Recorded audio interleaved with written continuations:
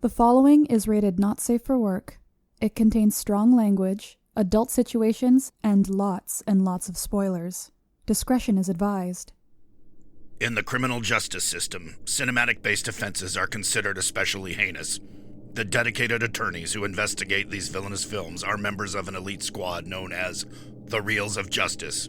These are their stories.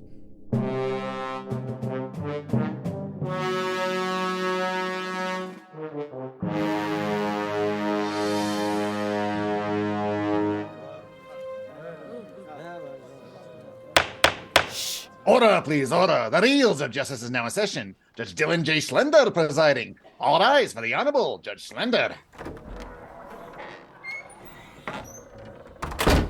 Be seated. Welcome to the Reels of Justice. Today we are hearing the case of The Last of Sheila versus Glass Onion. The Last of Sheila is a 1973 mystery feature that shows a crime mystery game turn into something more insidious than the players could ever have imagined. Glass Onion is a 2022 mystery comedy about world's greatest detective Benoit Blanc investigating murder on an eccentric billionaire's private island. For those of you unfamiliar with our court proceedings, in civil cases like this, the counsel appointed to represent each film will present their case for why their client is the superior movie. And ultimately, the jury will render its verdict as to which is the better film. This decision will hereby stand in all rankings and listicles from now on until the end of time, ad infinitum. Big Ben Haslar, you are representing The Last of Sheila. You may present your opening statement. Thank you, Your Honor. Members of the court, I have gathered you all here in the accusatorium that some might call the Reels of Justice courthouse to shed some light on a grievous crime that has been committed before our very eyes. You see, it has come to my attention that director Rian Johnson may have committed the very serious crime of intellectual theft. Much like Edward Norton's character in Glass Onion, who stole a napkin with brilliant ideas and claimed it to be his own, Johnson has paraded his Knives Out film before our very noses, despite several obvious clues left out in the open that these ideas were copied. Now, I wonder where he got this idea for a group of wealthy and privileged individuals gathering on a yacht to engage in a murder mystery. Where did that come from?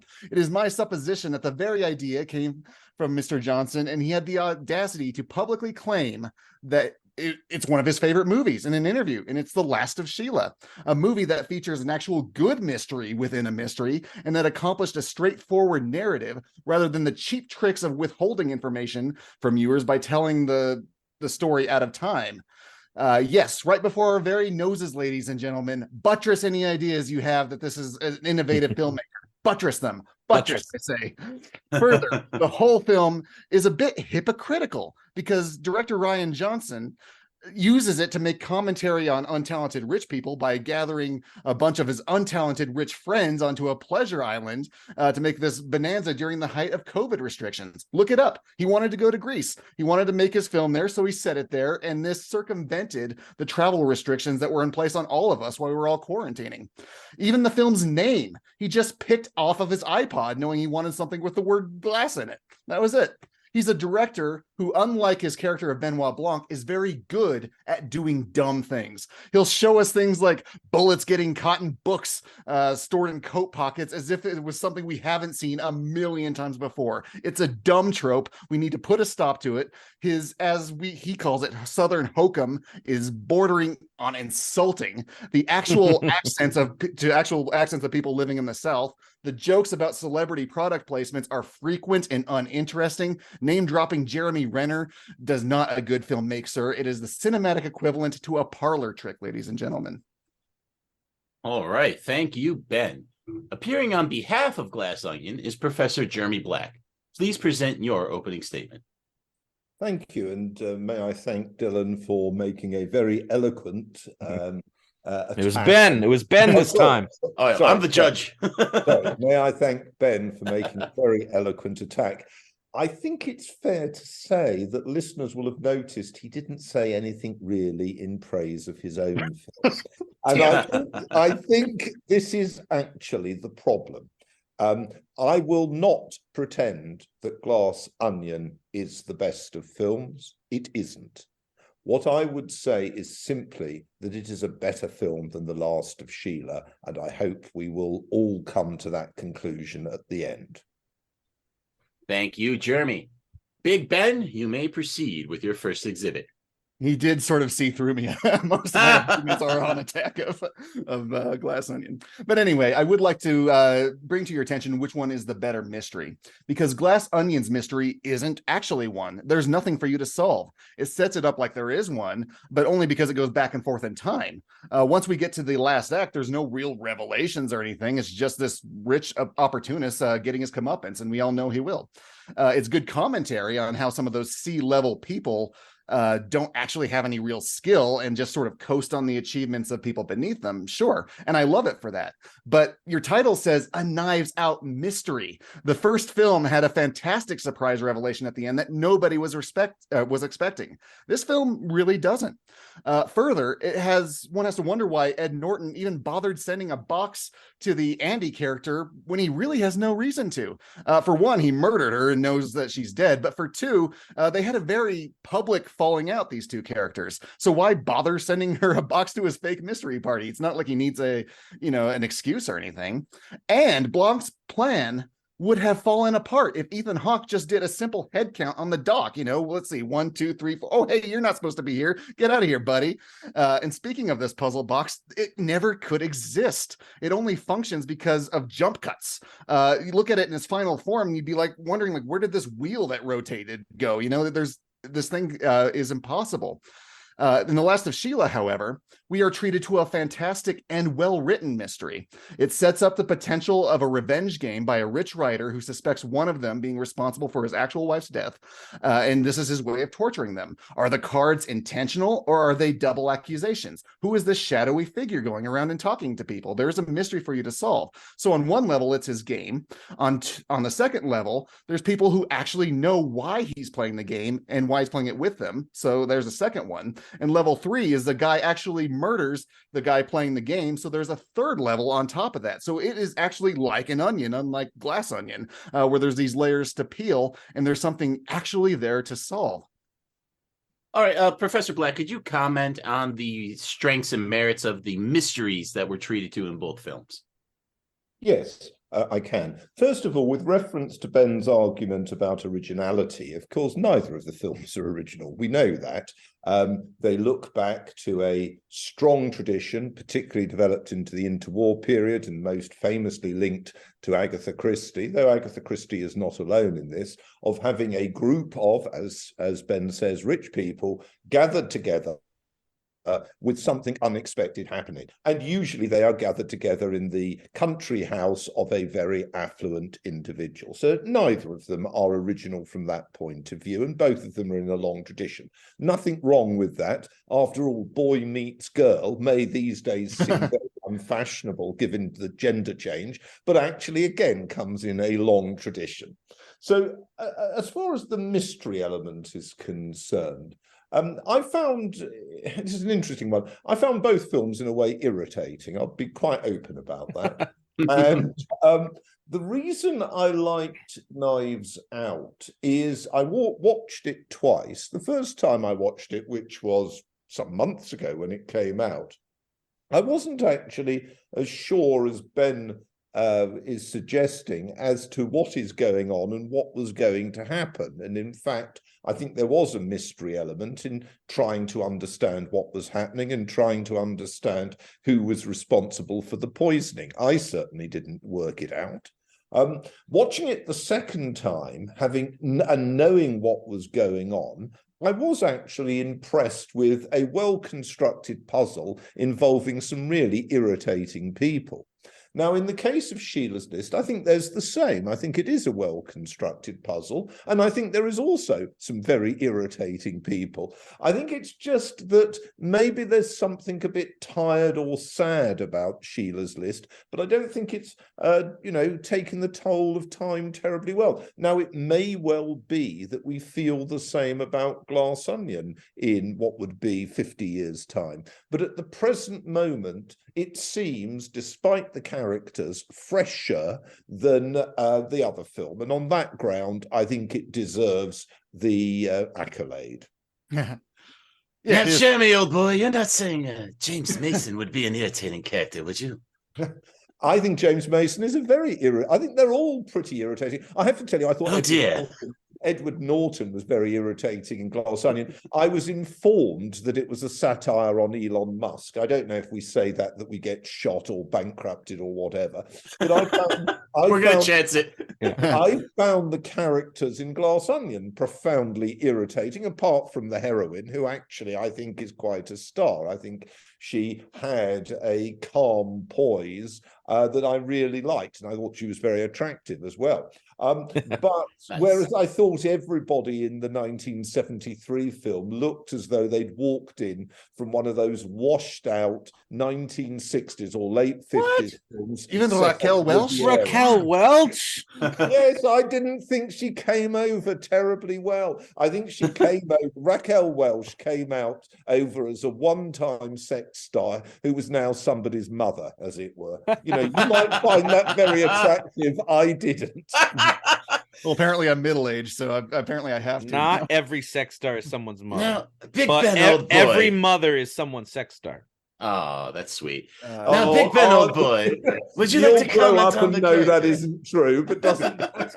Yes, I would, Your Honor. That's very American, that remark. One person's, come on. Okay, everyone, order in the court, please. This is where babies come from. No, I do think that the performances are probably better. Like in Glass Onion, they're caricatures. You know, no one really talks this way. Edward Norton and the defense says that Edward Norton was bad. I actually thought it was okay, but if he says it's bad, I'll take it. Janelle Monáe, she was fantastic. He said it was irritating, which that was the point. Those two, no notes. Everyone else feels like a stage play character, most egregiously Daniel Craig. This character, you don't believe for an instant he's real. Everything he says is comical. His accent is a farce, and it's grating to the ears to anyone who spent some time in the South. Whereas The Last of Sheila doesn't have that problem. It features well-known faces, galore, like Glass Onion does, but they slip into their characters. James Coburn, Richard Benjamin, Joan Hackett, Ian McShane, James Mason, Dean Cannon, and Raquel Welch in particular. Oh wait, that's all of them. Okay, so they're all great. The troubles and fears and joys, they feel real in the moment that they're in. Nothing about it feels cartoonish or fake, even though they manage to be funny in a very real way. Funny that anyone would be if someone was like ruining your murder mystery game. All right, I think then you both had enough to say about the characters. If you'd like to move on to another point, Ben. Sure. This is specifically against Glass Onion, which is the commentary. Rich people making commentary about how rich people are bad feels a tad hypocritical. They're all barely wearing masks, like COVID is some big joke. So yeah, okay. I guess it was accurate at times to how those rich people acted, but the actors are playing these rich people and they jet off to rich islands just like they did in the movie. It feels weird to have this sort of commentary made by the same people who are these people. So COVID is just also kind of hanging out there in this weird spot in the film. I'm not really sure as to why they even bothered bringing it into the film other than to hate rich people. But like Jeremy Black was saying, like in 50 years, how will this age? They don't mention COVID by name. This will seem weird and you will not get the context, especially since they never mention COVID. Jeremy, would you like to get political or address the commentary that Ben's discussing as far as Glass Onion's concerned? Well, you know, I managed to watch it without getting too worried about COVID. So, I mean, each to their own. I mean, I think, my colleague is being honest in his irritation for it. I mean, my irritation was somewhat different. My irritation, and with both films, incidentally, was... I found all of these characters a bit absurd and a bit ridiculous, but then I don't hang out as you do with the super rich. They kicked me out pretty quick. I found them all a bit irritating. I found the vacuous nature of the characters in the modern America that are depicted ridiculous. But on the other hand, that's the point. Surely it is a satire on modern America. And it is a satire, I think, in some respects, that's rather brilliant. Each of the characters in their own way, has each of the characters who are ostensibly the friends of the protagonist, Mr. Norton, are in their own way absurd, but also part of a corrosion and corruption of manners and morals and mentality that, if I might put it to you, is far more serious than anything to do with COVID.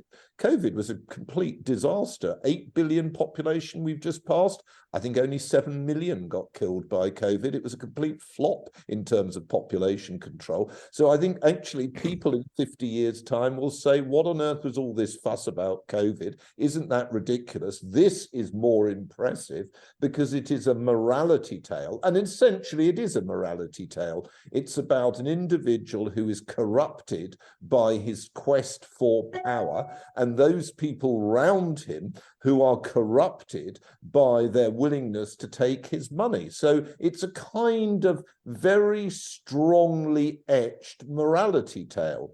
Now, incidentally, the same in some respects is true of Sheila's List, and it's no accident that you get a setting in the church, you get a murder in a confessional. There is a morality tale aspect to it. But in my view, all good thrillers, all good detection stories involve morality, and in a way, both of them play to that. I have to say, I actually found the Glass Onion slightly more successful. I am not going to say it is a great film, but I thought, Sheila's List hasn't aged well.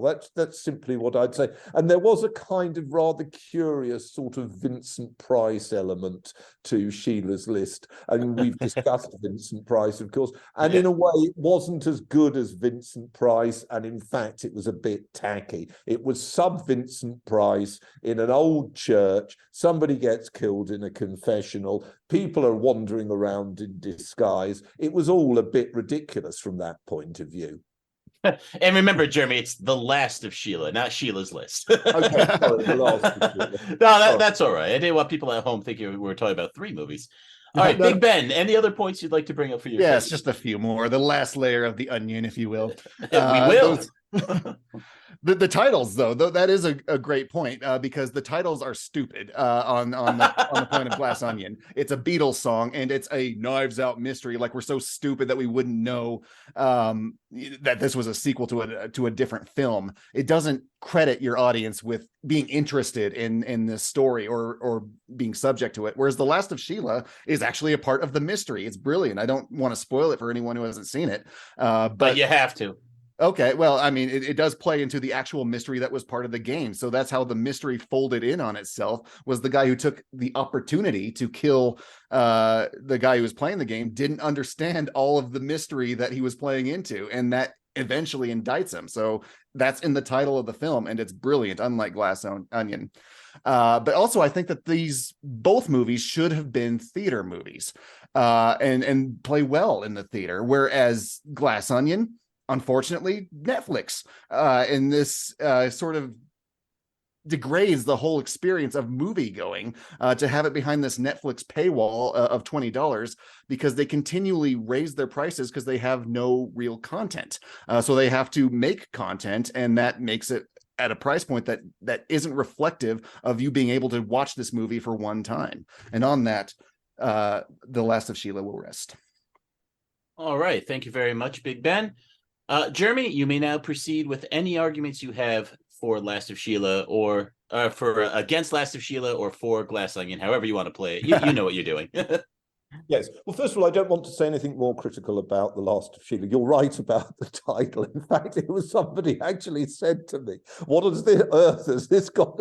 My accent maybe was misinterpreted. Who knows? But you're right about the title, and I apologize for my mistake. It's quite all right. It's quite all right. Let me just say one or two things about Glass Onion.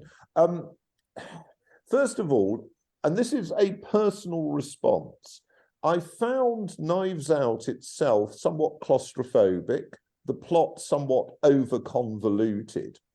And from that background, although I disliked most of the characters in Glass Onion. I preferred Glass Onion. I also liked the fact it was bathed in light. I actually rather liked that, not least because it seemed in a way rather suited to what the film was trying to suggest, that one needs to bring the light into this rather dark and sinister individual, and by extension, the rather unpleasant world we have constructed for ourselves, or are constructing for ourselves. I thought among the aspects of Glass Onion I liked was its absurdity, the way in which the character, we don't really know who he is living in the house and wanders across the set every so often. I liked the idea. I liked the idea of the double identity of the two sisters. I thought that worked very well. I liked the way in which they did bring up and explain the original murder. I liked the way in which there was a kind of nemesis catching up with the Edward Norton character. And I personally think that nemesis was deeper than the murder that we see of the James Coburn character in the other film. And I think as an aspect of nemesis, while it might be irritating to have Daniel Craig's accent, and whilst in fact some of his costume was, to put it mildly, ridiculous, which of course had its own humour, I actually rather think he was good as an instrument of nemesis. And of course, nemesis, which incidentally is a theme explicitly referred to by Agatha Christie in her work, nemesis is what her somewhat implausible detectives, whether Hercule Poirot or Jane Marple, represent. So I thought there was a meaning there for me. And as I said, the first time I did not particularly like it. I thought it was a film worth discussing on this programme, but I didn't like it. And you will recall that I suggested the film, that you very kindly suggested The Last of Sheila, which I had not at that point seen, and I must confess my total ignorance of it. Once I'd seen The Last of Sheila, I was in no doubt of which I thought was the better film. So that made me shift more towards Glass Onion. So I'd like to conclude. No, you had it right the first time. Glass Onion isn't that great. Easy now. I didn't say it's that great. I said it's better. And I think That's this the is bar. I think this is an important point, because all too many discussions of films, and you see this with the Oscars and everything else, the BAFTAs, everything else, is always about this being the best, or let's pick our list of 120, 50 best films, or best films by genre, however we do it. And I think there's something to be said for moving aside from that and trying to work out, and I may have got it wrong, and in which case, you know, the jury will decide, but I think there's something to be said for trying to work out how we judge films which clearly are not excellent, which clearly are not necessarily going to stand time's inroads, which clearly don't deserve to be one of the top films of the decade. But we need to consider that is true of most films, and how do we assess them, and what factors should we discuss about them? So on that basis, I would like to suggest, as an aficionado as I am of the detective novel, that I did like the kind of double plot of Glass Onion, and that in a sense I got beyond, on the second watching, my irritation with most of the characters and saw it more clearly as an effective morality tale. You know, Jeremy, you've discussed the morality of characters like Hercule Poirot. Like, where do you think Benoit Blanc stacks up in that? Like, you talked about how the menacing part from Norton was very redolent of Christie. How do you think Mr. Blanc stacks up? Well, I think that he is a more serious, rather like Hercule Poirot, he is a much more serious character than his mannerisms suggest. And that, in a way, is the skill of the scriptwriter and presumably the skill of the actor. I'm not sure that I would always associate that with Daniel Craig, but let's give him credit for this particular film. And I think that it makes the film more interesting. And the passage at the end about fame, the Mona Lisa, destruction, all of that, you might say that was simple 101 morality, ethics for, people who are brain-addled like me by overwork. But on the other hand, I think it made a series of very powerful moral messages. And the scene at the end with, Benoit Blanc smoking and watching for the police boats to come out was one of a sort of contentment that evil has been defeated, which I thought was actually captured my mood at the end of the film. All right. And so would you like to rest there, Jeremy, or if Ben, you have anything to respond? There, yes. Okay. Yes. My only Americans love resting, don't they? They rest in their restaurant. They rest on. I'm just sitting down actually. But if you want me to rest, I'll try. And rest as well. No, Jeremy. Remember, we're in a courtroom. You're standing up, banging the table. This is all happening. Sorry, I apologize. This is very real. I apologize. Don't shatter the illusion. Sorry. All right. So Ben, did you have something you wanted to say about the morality aspect? Not the morality aspect. I mean, those Okay. are different aims. That's not what The Last of Sheila is aiming for. So it's kind of unfair to compare it on that level. But on the Benoit Blanc level, the problem is we don't know what he knows because they tell the story out of order, right? If we knew from the beginning that he knew that one of them was that the lady that got the box initially was dead, it would play out so much more differently. So we need some sort of witness to sort of guide us through this world, and that usually is the detective character. And they're able to work out things that we're not able to work out, but they see the same things that we see, and that's what makes it fun. Glass Onion sort of just circumvents that by just not giving you all the facts the way that all the characters know them. All right. And then, so Jeremy's rested, Ben's rested.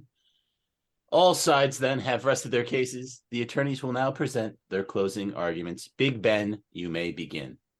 To paraphrase Clinton Green, whodunit films fascinate my ass.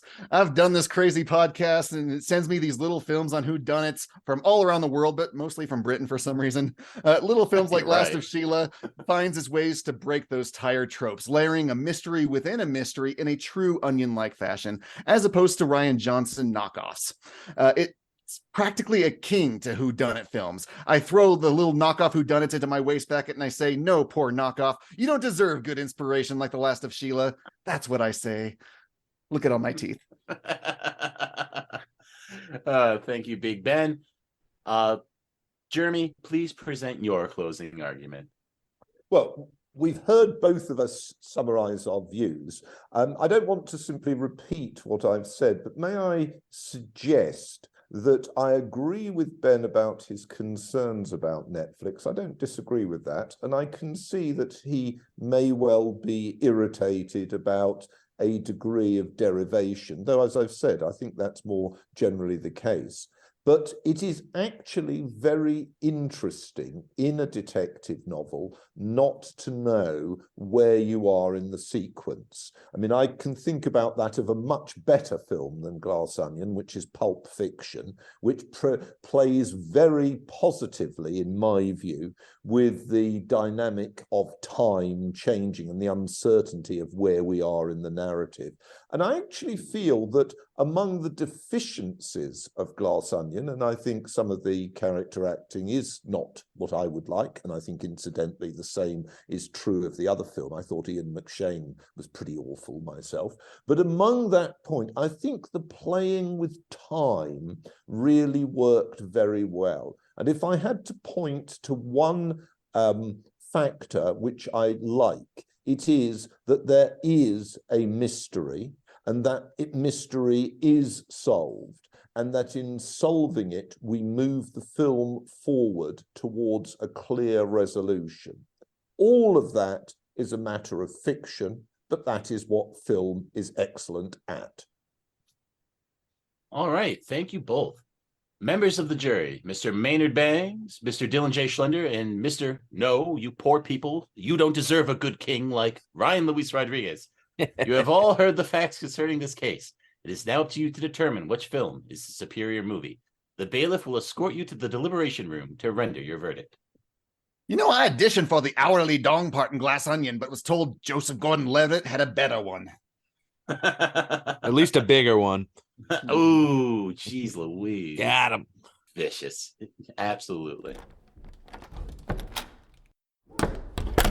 So we're in an interesting case, at least from my point of view, because I recommended Glass Onion in a past episode, and I suggested The Last of Sheila for this episode. So I find myself at a crossroads, as it were. I think Glass Onion is probably the superior film. It's a gentleman's 8, whereas Last of Sheila is a gentleman's 6. But I really loved Ben's case. He went savage. And I appreciate that. It takes a big man to be so confident in his point of view. And I think that he did an amazing job, but I want to hear from you guys. Rob, what are you thinking?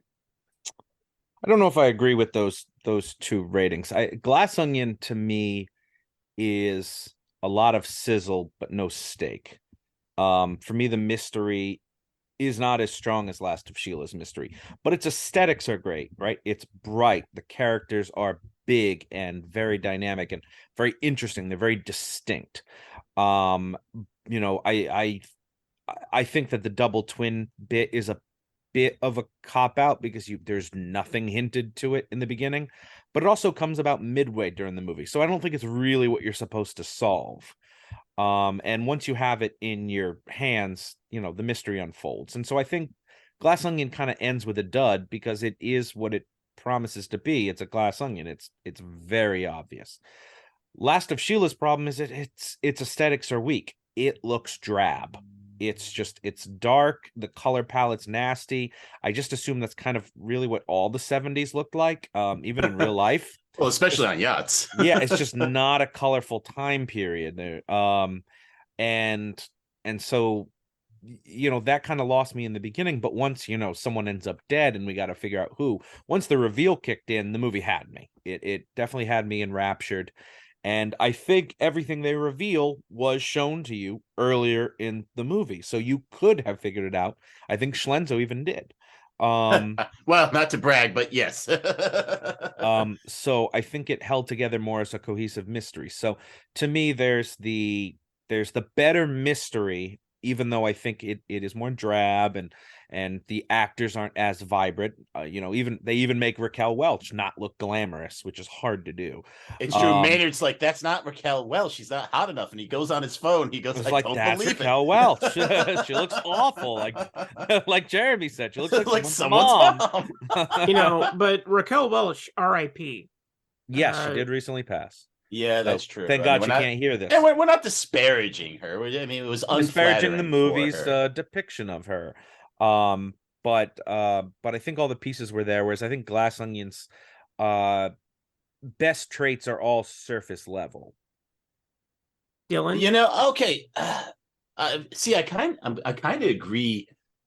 I'm agreeing with both of you in a way. Like, I think if The Last of Sheila was a novel, if it was like an Agatha Christie novel and I got to read it, I would really enjoy it.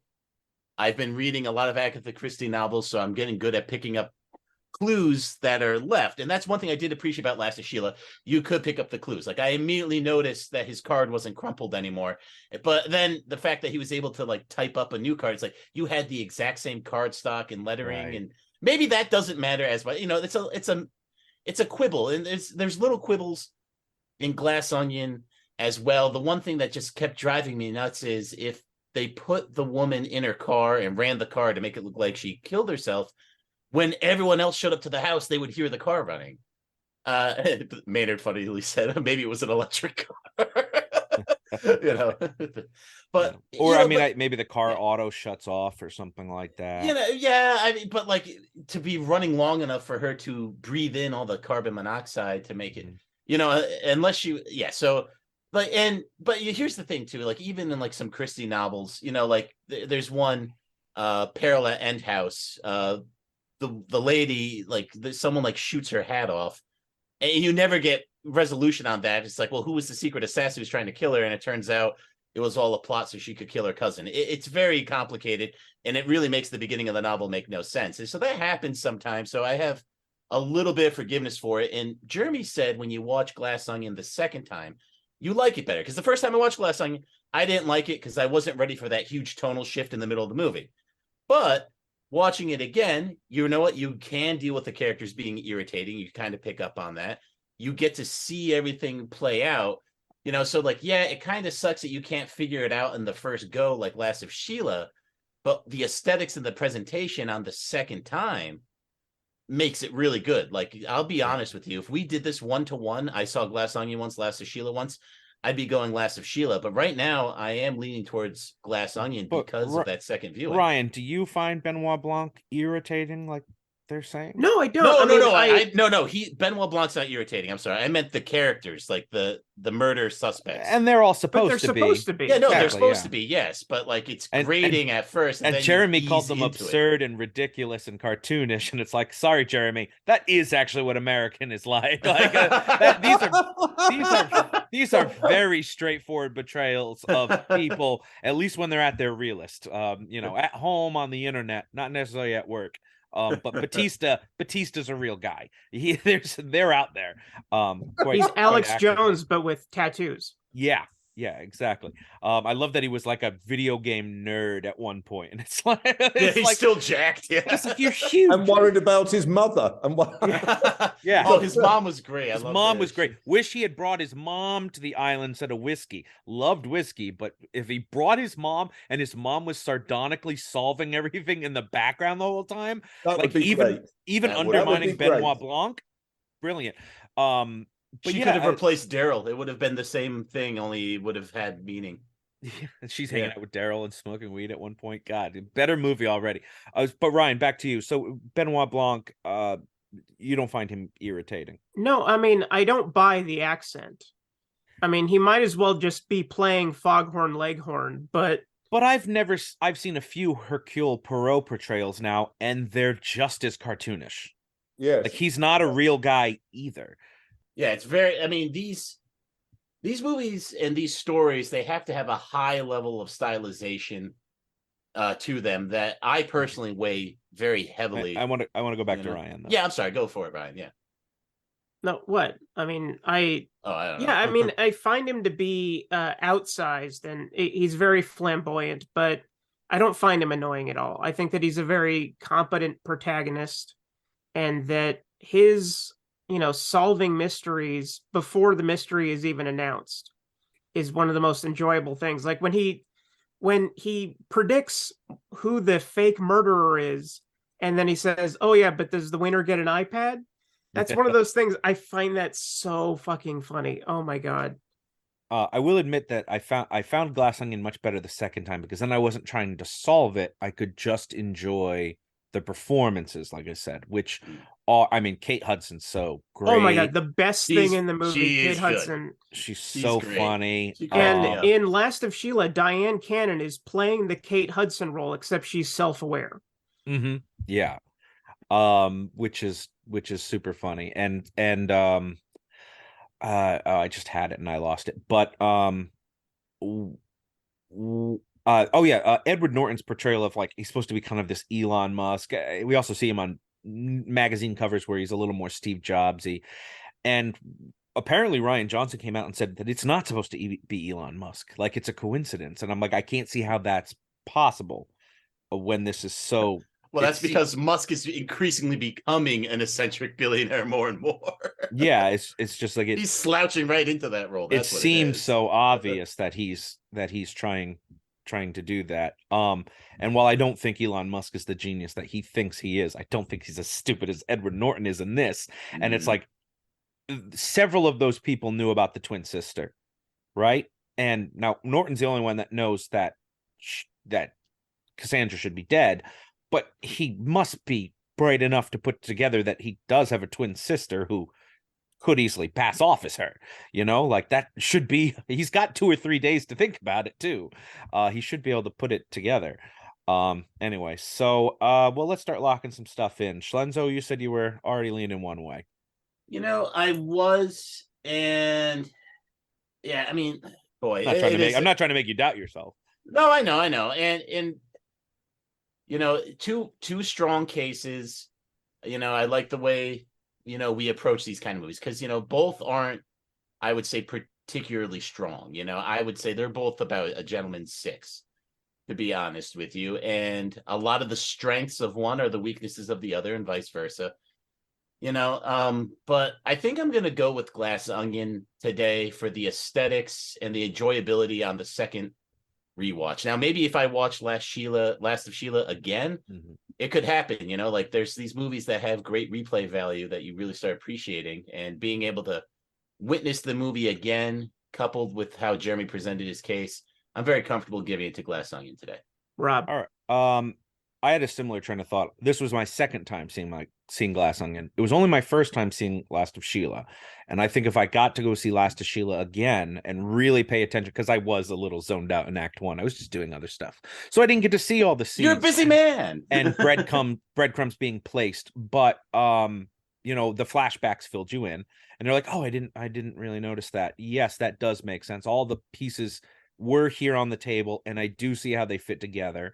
I do like the performances enough too, like James Mason, and what was that, dear boy? You enjoyed my performance. Yes, that's correct. Thank you. Here's this expired gift certificate. Oh dear.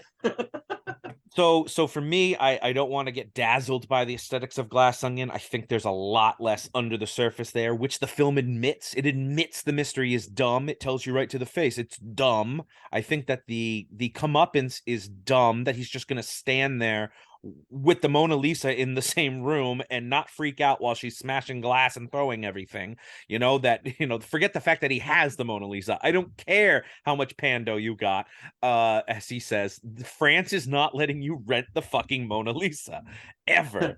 Well, there is conjecture that it's not the real Mona Lisa based on the way it burns, because the Mona Lisa is based actually on a that's wood interesting. Well, originally there was a post-credit scene that revealed that the Mona Lisa was actually still where it belongs, and that this was a replica. Well, then he's not going to actually get taken down, is he? Like, now he knows not to go forward on his stupid fuel thing. And that's also kind of how I felt. I was like, even if he had burned the actual Mona Lisa, I think he has enough money to get out of the problem. He's not ruined. His life's not over, in which case those people are not going to throw him under the fucking bus. So I think there's a lot of holes in Glass Onion. There are. It should be called like the Glass Ocarina, and they're Glass all just with whistling cheese. to me. Whereas Sheila, as drab as it is, as dark as it is, I'd like to see it again, but I think that the mystery is very tight. So I'm going Last of Sheila. Okay, here we go. Ryan, it is all up to you, my friend. Okay, well, first off, I want to rattle off some trivia. Okay, I like it. Last of Sheila is the only screenplay written by Stephen Sondheim, who has a cameo in Glass Onion. So there's connective tissue between these movies. And to piggyback on Ben's disappointment in dropping the movie or dropping Glass Onion on Netflix, I actually saw this in theaters in the 2 weeks that it was playing. And it absolutely crushes with a live audience. There was hooting and hollering. It was a great time all around. I enjoyed myself so much, but I have to give who has the better case, who made the better arguments, who was more in tune with my sensibilities. And even though I think Glass Onion is a superior film, I think that Last of Sheila is the superior argument. So I'm going to go Last of Sheila. Twist! Hoot, hoot, hoot, hoot! Holla. He's talking about, right? That's how you Okay, so guys, let's go tell that very handsome judge. Ooh. Mr. Foreman, have you reached a verdict? We have, Your Honor. In the case of Glass Onion versus The Last of Sheila, we find in favor of The Last of Sheila. Yay! All right. Okay, all right. The verdict is so rendered. Last of Sheila is the superior movie. Ryan Johnson is ordered to stop with the mystery movies and go back to Star Wars where he belongs. Court is adjourned. Ooh, Star Wars mystery. Hey, lightsabers out. Lightsabers out. I'd watch it. Man, I was hoping I got to say Glass Onion so we could all do our James Mason impressions, but it will have to wait till our next James Mason movie. Is court adjourned? Adjourned? Yeah, I said court is adjourned. Well, why not say it again? Well, you know what? I will. Court is double adjourned.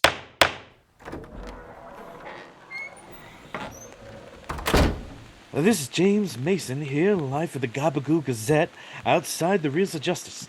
Big Ben Haslar, what did you think of that jury's verdict, old boy? Well, they had a tough one because I actually do love Glass Onion. I loved it so much that when I saw it in the theater, there were some kids coughing behind me, and I was pretty sure I was catching COVID, but I stayed and watched anyway.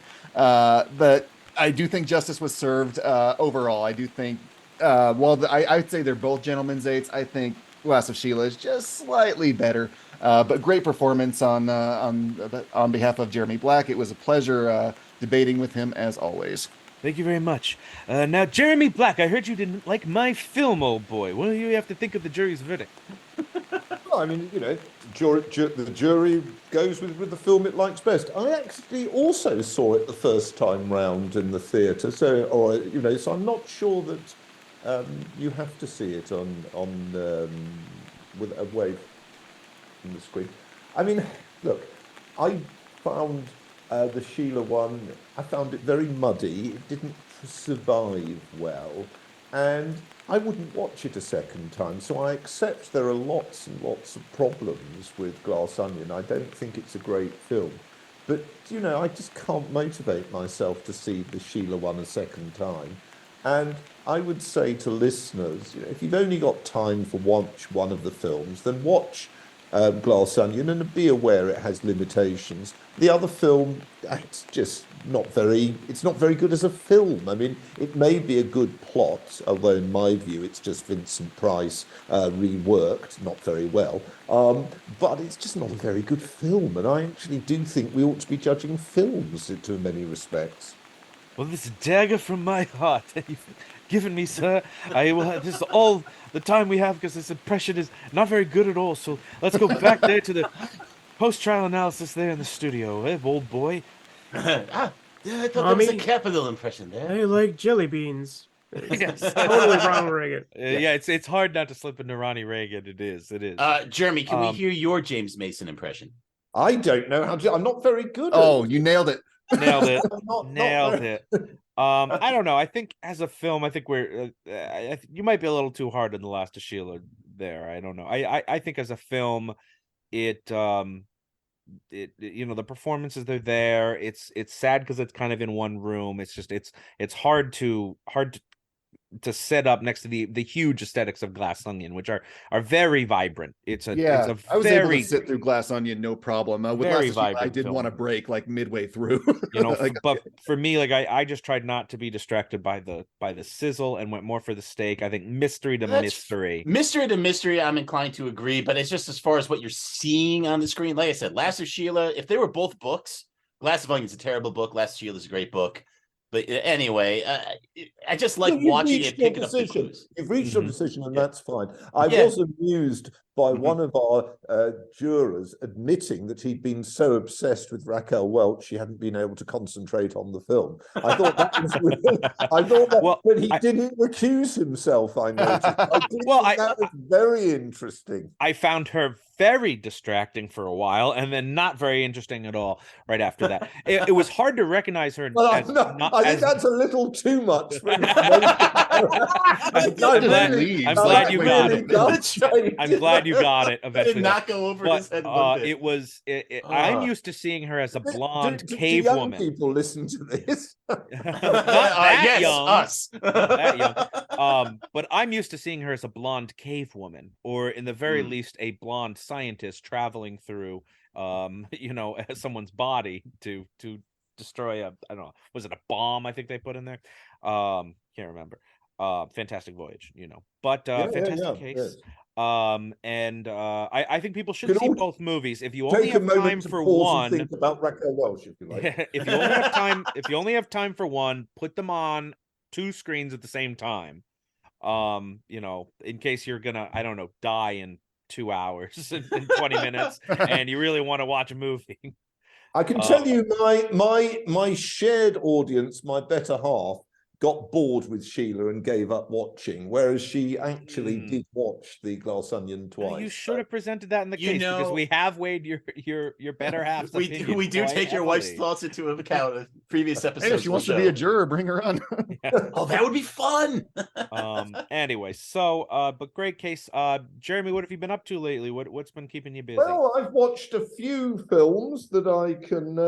I've watched. I mean, the Fablemans, which I liked. I know a lot of people don't. Very like relevant, as we just put it on trial. I thought I enjoyed it immensely, and actually, I thought the reviews underrated its interest. I found it really interesting. I found it quite sad in a way about family breakup, but I found it very interesting. I'm sure our verdict of that film, which everyone would have heard by now, speaks our opinions of the film as a whole. He's joking because this is out of sequence. I saw a really terrible film called Taken with Liam Neeson in, which I thought was absolutely appalling. You didn't like Taken? I saw Good Liar. I thought the Helen Mirren was well. I thought Ian McKellen was overrated in that. He just acted as Ian McKellen always acts, and I just felt that could have been done better. I saw Benediction, which I quite liked. And the last one I want to mention is an old film which I re-saw, which is over the top, but really quite interesting, was one called The Night Demon. I don't know if anybody's watched that or seen that ever. Are you talking about Night of the Demon? I think it's called. It's a 1950s British B. Night of the Demon, also known as Curse of the Demon. Yes, it's an excellent. I thought yes. Well, it's certainly. I'd seen it once before, and it's certainly of its type very interesting. It's a great movie. I am Dana Andrews. I had to mute because the way Jeremy said that, when he said it was over the top, I thought he was talking about Sylvester Stallone. Yep, I did too. But back to Night of the Demon, because it's a classic for me. It is a classic. It is a 50s horror staple, and anyone who hasn't seen Night of the Demon, it's got this really great demon puppet at the end. I mean, yes, it's obviously a practical effect, but I think it's a very scary, cool little demon. And the plot is essentially Drag Me to Hell. For anyone who's seen Drag Me to Hell, it basically for those of us who haven't seen Drag Us to Hell. If you haven't seen Drag Me to Hell, go watch Drag Me to Hell. What the hell are you doing here? I'm the host of the show. You're not doing that great a job. The host. But yeah, back to it, Jeremy. What really struck you about the film in a positive or negative way? I thought it was a very good film. I've seen it before, and I think I like to see films that I'm interested in more than once.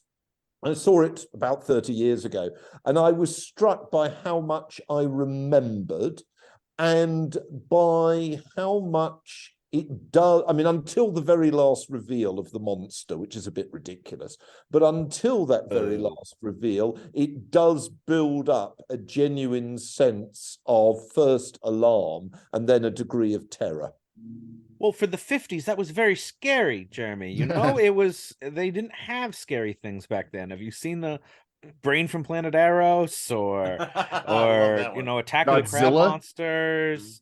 But I agree with you. It's a film very much worth watching. I agree with you entirely. It's a great one, and there is a US and UK version, which are different run times. I believe the UK version is called Curse of the Demon, and I think the US one is Night of the Demon. But excellent movie. It's one of my favorites of that time period. Big Ben, what is your recommendation? My plaintiffs are the late great Raquel Welch. So I'm going to recommend the last half of one of her most iconic films that Maynard already stepped on. You mean the area below her belly button? Got him. But just the last half, because the first half is boring as hell. Wrong. The first 15 minutes is just basically a bunch of people arguing over who gets to eat the meat, and then some dude wandering around amongst compositive turtles and lizards until he meets a different tribe. That's where it picks up. That's Ray Harryhausen's work. Well, it's composite. It's a composite shot. So here's where it picks up. Not only do we get cavemen fighting an Allosaurus, where any natural history museum would like keel over in their depiction, but it doesn't matter because it's so great. It's Harryhausen. Great work. Harryhausen. And Raquel Welch's character interjects some much needed humanity and feeling at that point. So it's absolutely fantastic. And unfortunately, it's not streaming anywhere. So go Buy the hunt out DVD. that disc. Buy the DVD Yeah. or Blu-ray. And it's probably on a Harryhausen set too. You could probably get. And Jeremy, it's a Hammer Studios production as well. Yep. I remember So- seeing it when it came out. So there you go. Yes, Gives you an idea exactly. of how Jeremy old found I it am. very interesting. But and now you then can fast not forward very like interesting past at all. all this stuff and just start it midway through. Don't fast forward through any of it. There's no reason. You're not missing anything. There's You'll no plot miss the points. clues and You're you won't know who the murder missing victim is. Harryhausen's. That turtle is I great. should have practiced that name. How can I not say it? Harryhausen. Harryhausen. There it is. You Yeah. got it now. Ray Harryhausen. It's a great one. I love that movie. Schlenzo, what have you got for us? Well, thank you, Maynard. If you guys can actually believe it, I went to the cinema and I saw a movie, and I'm going to recommend it. I still can't believe it. I know. And that's Creed 3. Essentially roll every Rocky movie into one, and boom, here we are. This is Michael B. Jordan's first directorial effort, so I am willing to go easy on him for not seizing every opportunity this movie could have made. There is something to be said about playing it safe. It has a tradition of effectiveness in both Hollywood and boxing. And frankly, that idea is blasted into the audience as Jordan finishes his Rocky training montage literally over the Hollywood sign. The real standout here, though, is the physicality of the leading men. Michael Jordan Majors. and Jonathan Majors. Yep, Jonathan Majors. that's right. Both look Michael capable. B. Jordan. Yep. Supremely jacked and exceptionally dangerous. I'm not sure if we should really be expecting much more from boxing movies nowadays. At this point in this life cycle, we may just have to accept that the sweet science has just become a cloying confection. Oh, yeah. Jonathan Majors looks great, especially when you see pictures of him like from I don't know, was it 10 years ago? He's not very big at all. I don't know. The dude is a unit. He's got to be I mean, ready it's for insane. like an MCU superhero role, right? He's a villain in the MCU. He's Kang the Conqueror. Oh, he's Kang. See, I haven't seen that movie yet because it's in the stupid cinema, and I'm not going to see it. But I will watch it. Okay, well, so he's huge as Kang. I didn't really think of Kang as huge, but Do you know much about Kang at all? no. Well, I why would voted you for think of it at Kodos. all? I voted for Hey! Kodos. Well, you know what, Maynard? How about you give us your recommendation? Why can't Ryan go? I don't know. I asked you. You don't Ryan have is to. Foreman. Ryan, what's your recommendation? My recommendation this There it week is. is a real blast from the past, a 1993 film by Johnny Toe, The Heroic Trio. It follows, believe it or not, 3 costume super ladies, including the iconic Maggie Cheung and Michelle Yeoh, trying to foil an invisible baby snatcher. If that sounds ludicrous, it's because it is, but it's the outsized action set pieces and aesthetic maximalism where this film most succeeds. If anything, it convinced me to vow to spend much more time watching Hong Kong cinema, particularly their action films. The Heroic Trio is currently streaming on the Criterion Channel as part of a collection called Michelle Yeoh Kicks Ass, including other movies I enjoy a great deal, like Yes, Madam, Police Story 3 Super Cop, in which Ms. Yeoh drives a motorcycle onto a moving train. Good stuff all around. And we all know how Michelle Yeoh fared at the Oscars, right? Yeah, she won.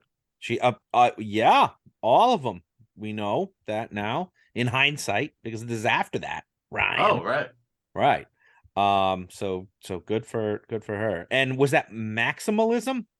Yes, maximalism. Did you just coin that? Is that a real thing? No, that's a real thing. It's the opposite of minimalism, but I've never heard of maximalism before. I'm going to use it all the time to describe everything I do. So I'll send us on home. This week, I'm recommending James Mason's greatest film, much, much greater than North by Northwest. How dare you? Due to its inclusion of a giant squid. 1954's 20,000 Leagues Under the Sea. Starring Mason as Captain Nemo, the great Kirk Douglas as Ned Land, and Peter Lorre as himself. It is a veritable cornucopia of silly voices. Based on the 1870 novel by Jules Verne, it tells the story of the charismatic anti-hero Captain Nemo, who employs his technologically advanced submarine, the Nautilus, to wage a secret war against the surface world that wronged him. produced by Walt Disney himself, and with a total production cost of over $9 million. My God. It was one of the most expensive productions Hollywood had ever seen up to that point, but it was worth every penny, winning 2 Academy Awards for art direction and special effects, most notably for its exquisitely designed animatronic squid. The Jules Verne novels hold a very special place in my heart, as they were some of the first books I ever read, and it's interesting to see how they've taken on a whole new future past aesthetic, given that we've lived beyond even Verne's hypothetical timelines and accomplished nearly every wildest dream he ever put to paper, with the exception of journeying to the center of the earth because it's full of monsters. And this film should be credited for creating the image of Nemo and his steampunk Nautilus that we know in popular culture, as in the novel, the sub is neither luxurious nor ornate, and it's also powered by electricity rather than atomic power, like an underwater Tesla. 20,000 Leagues Under the Sea is currently streaming, where else but on Disney+. I say, old boy, capital recommendations all the way round. It was a good batch. And with that, we're all out of show, but we want to thank our guest, Jeremy Black, for joining us. Thank you so much as usual, Jeremy. A pleasure. What do you think next time? Maybe we do Triangle of Sadness and Lord of the Flies? Something like that. Oh God, Lord of the Flies is so bloody depressing. Yeah. Well, horrible I just watched film. that. A horrible film. It is. do you think all depressing movies are horrible? What about something that's absolutely ridiculous? Can I suggest Carry On, Don't Lose Your Head? You certainly can. It's one of the Carry On films. Yep, there's a lot of them. Carry On Screaming and yeah, I mean, it's completely ridiculous, but it's a good film of its type, and you can suggest an American counterpart. We will find out what that movie is about so that we can suggest a counterpart. All right. But until then, we hope everyone else will carry on listening as the reels of justice keep turning. Count it, old boy. Dong! Please follow us on Twitter at Reels of Justice, Instagram Reels of Justice, and Facebook.com/Reels of Justice.